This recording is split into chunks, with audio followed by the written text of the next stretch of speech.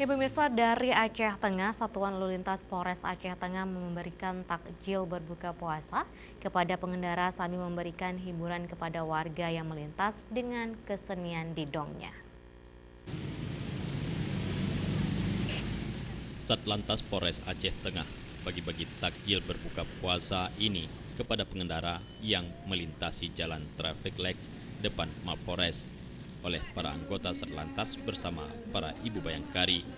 Tidak hanya bagi-bagi takjil berbuka puasa, para anggota Satlantas juga memberikan hiburan kepada pengendara yang sedang menjalani ibadah puasa di bulan Ramadan dengan kesenian khas Gayo, yaitu didong, di mana semua pemain didong tersebut adalah para anggota lantas laki-laki.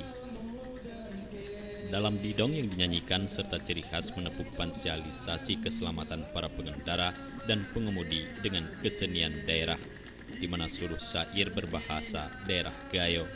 Dengan demikian warga diharapkan akan lebih memahami sehingga dapat menurunkan angka pelanggaran lalu lintas di jalan raya khususnya di kawasan Aceh Tengah.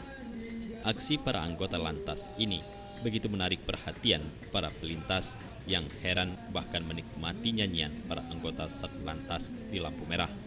Pihak lantas juga memberikan pemahaman kepada pengendara yang tidak menggunakan helm untuk tidak mengulanginya lagi, terutama kepada para remaja dan para warga yang membawa keluarga.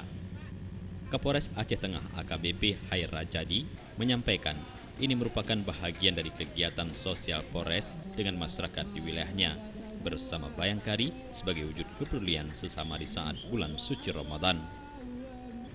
Sambil membagikan takjil itu kita laksanakan penyuluhan ataupun himbauan melalui kesenian tradisional, itu tradisional didong. Jadi pada saat lampu merah di traffic light langsung dilaksanakan kegiatan didong untuk mengimbau kepada masyarakat agar tertib lalu lintas. Dari Aceh Tengah, kontributor Aceh TV melaporkan.